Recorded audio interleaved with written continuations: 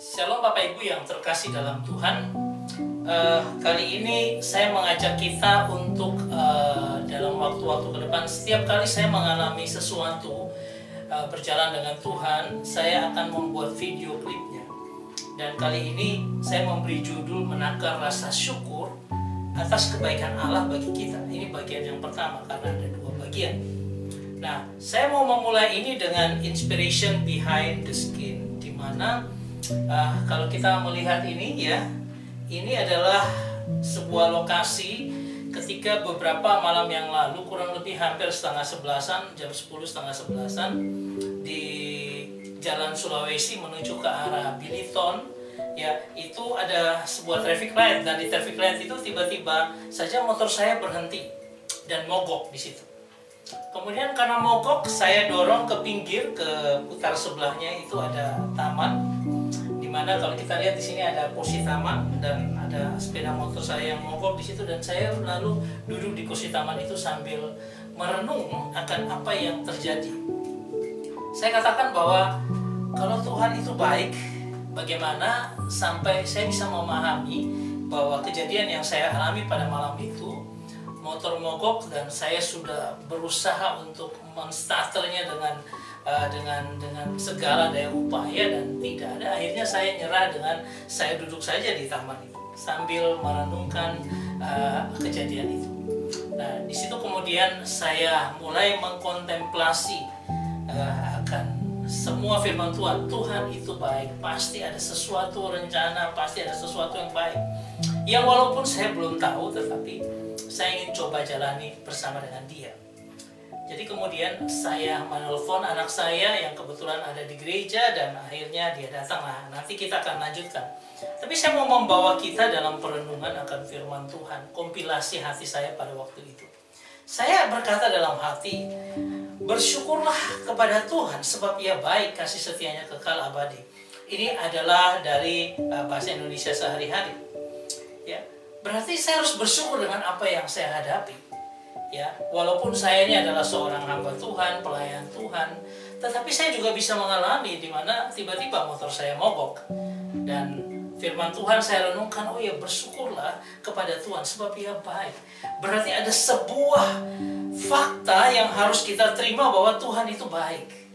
Ya, dan kasih-Nya itu kekal, abadi.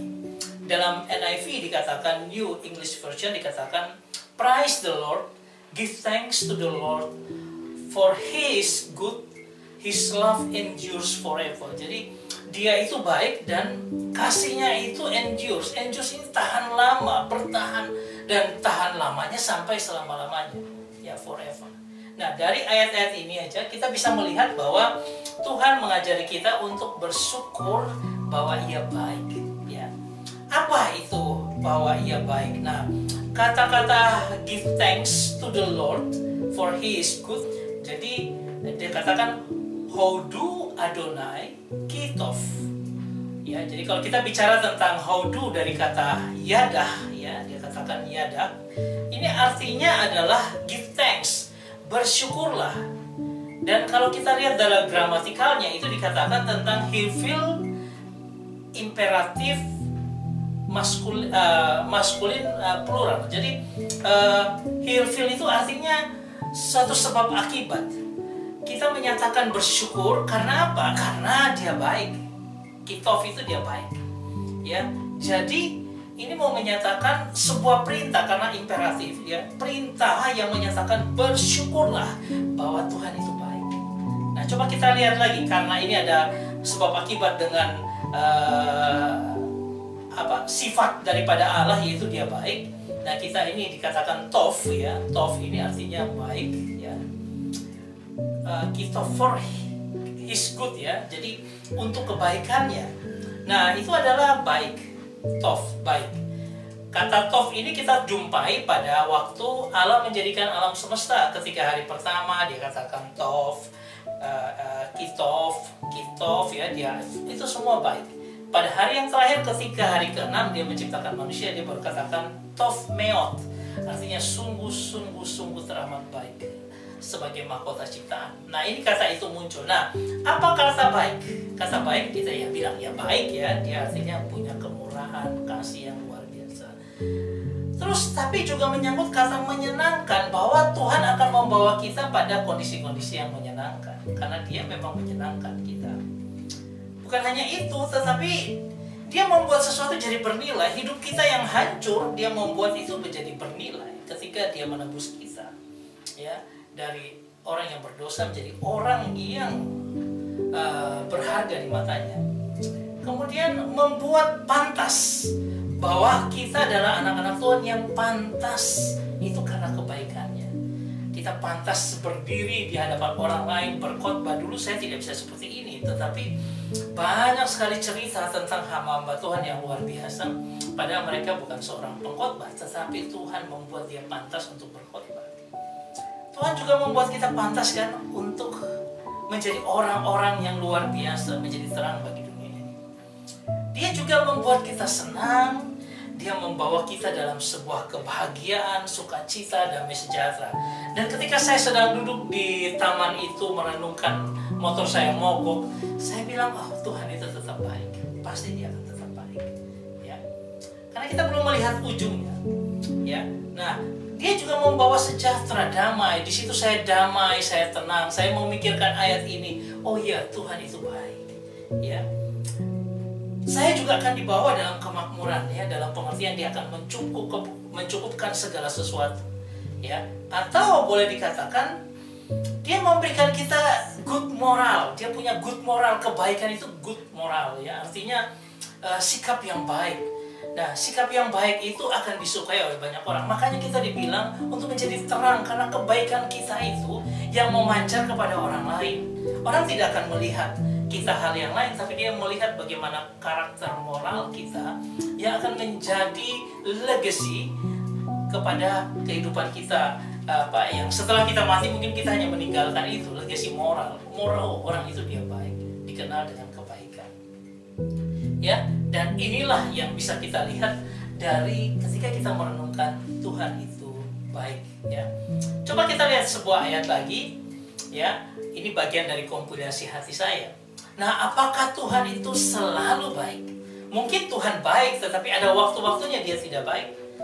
Saya boleh katakan ketika kita baca Tesalonika 5 ayat 18, mengucap syukurlah dalam segala hal, sebab itulah yang dikehendaki Allah di dalam Kristus Yesus bagi kamu. Mengucap syukur dalam segala hal, ya. Kalau kita baca dalam bahasa Yunani dikatakan en panti eukaristete, ya. Dari kata eukaristete ini adalah dari kata eukaristeo, ya, yang berarti eu itu dari dua kata, ya. Eu itu baik dan haris artinya rahmat, anugerah. Jadi ini boleh dikatakan bahwa bersyukurlah atas anugerah Tuhan yang baik, ya. Anugerah Tuhan tidak ada yang tidak baik. Anugerah Tuhan itu pasti baik karena ini menyangkut dengan sifat Allah yang adalah baik yang tadi kita baca. Sehingga ketika dikatakan en panti eukaristete, ya, mau dikatakan seperti ini bahwa Tuhan itu selalu baik. Dan kata baiknya Tuhan yang memberikan anugerah dan rahmat ini dalam bentuk kata person, ya, imperfect, aktif. Artinya apa? Bersyukurlah itu perintah. Dan itu harus dilakukan sekarang, tidak tunggu nanti. Dan aktif, kita harus terus melakukan apa? Bersyukur, bersyukur, bersyukur terus. Dalam apa? Panti, artinya panti itu dari kata pasa, ya, artinya pas atau pasa. Nah, itu berkata the parts of totality. Bagian-bagian yang keseluruhannya itu menyangkut seluruh keseluruhan atau keseluruhan dari bagian masing-masing yang adalah kita harus ucap syukur.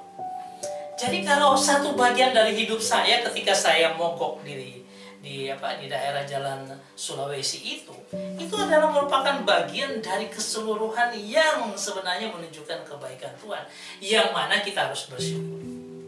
Ya, artinya apa? Itulah kebaikan Tuhan. Saudara, kebaikan Tuhan kita sudah lihat baik, menyenangkan, menjadi bernilai dan sebagainya. Nah, ini masuk dalam pengalaman saya. Ketika saya sudah seperti itu, saya akhirnya menunggu pertolongan anak saya dan dia datang. Kami janjian karena di situ ada pom bensin, saya ke pom bensin itu, dia ke situ. Setelah itu, sebelum dia datang ada seorang yang datang, ya orang itu mengemis karena dia datang dan bilang, "Pak, saya belum makan seharian, minta uang untuk saya bisa makan." Uang di dompet saya juga tidak banyak. Jadi saya bilang kalau saya harus ke bengkel dan sebagainya. Dan ini saya menolak dia. Saya katakan, saya lagi nunggu anak saya juga lagi ngurus motor saya. Tetapi di hati kecil katakan gini, dia belum makan. Ya, entah dia bohong atau tidak, dia belum makan. Kenapa kamu tidak memberikan apa yang bisa kamu berikan? Ketika dia sudah agak jauh, kemudian dia balik lagi ke situ, saya langsung kasih karena saya sudah siapin gitu. Kalau dia balik dari jauh, dia pergi, kemudian dia balik, saya pasti akan kasih. Dan akhirnya saya kasih. Anak saya coba membuat motor itu dan dengan memperbaikinya, tapi nggak bisa juga. Cukup lama. Sampai satu waktu tiba-tiba motor itu bisa di starter, bisa di engkel, dan akhirnya hidup. Dan saya boleh melihat secara keseluruhan bahwa mungkin saja waktu itu Tuhan kasih mogok motor saya supaya saya ada duduk di taman itu merenungkan firman Tuhan. Dan kemudian ketika saya pindah ke pom bensin itu, ada seorang yang belum makan seharian dan meminta uang untuk saya berikan, dan saya berikan dia untuk dia bisa makan. Dan akhirnya motor saya bisa jalan lagi. Saya melihat itu hal yang luar biasa, saudara, bukan sembarangan. Saya mensyukuri itu karena itu anugerah Tuhan. Ya, bukan hanya itu saja. Ya, setelah kejadian itu, yaitu kejadian di Jalan Sulawesi, saya menyatakan Tuhan itu sangat baik, pasti itu dia baik. Perempatan Jalan Sulawesi ke arah Gubeng itu. Kemudian saya pulang, saya sampai di Jalan Muncul Gedangan. Kemudian ini beberapa hari kemudian, ketika sampai di Jalan Muncul, belum masuk Jalan Muncul, motornya mogok lagi. Dan ketika mogok, saya harus dorong sedikit. Tapi tiba-tiba di belakang saya ada seorang, "Mas, mau kemana?" Saya bilang, "Saya mau ke bengkel di situ, di rumah saya dekat bengkel situ. Kurang lebih 1 kilo lagi." Sudah, saya bantu dorong. Jadi dia pakai kakinya itu. Sekarang kan modelnya begitu, nggak usah pakai tali. Dulu kita pakai tali. Sekarang dia pakai kaki dan dia dorong saya sampai ke bengkel. Dan di bengkel akhirnya diperbaiki, saya bisa pulang.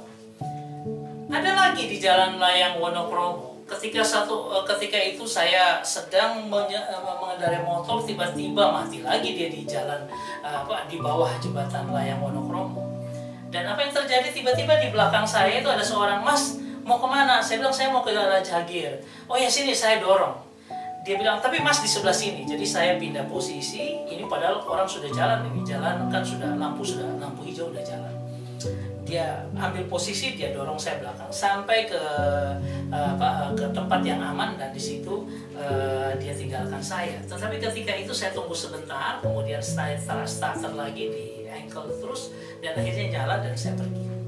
Bukan hanya itu, kejadian itu ada di Layang Waru, itu juga ada di Jalan Mertusi. Ya, ketika saya akan survei ke arah timur, itu juga ada di Jalan Keputi, kejadian di Pucang Anom, di Jalan Manyar, dan yang terakhir sekali yang saya alami di Jalan Nginden ke Prapen, menuju ke Prapen.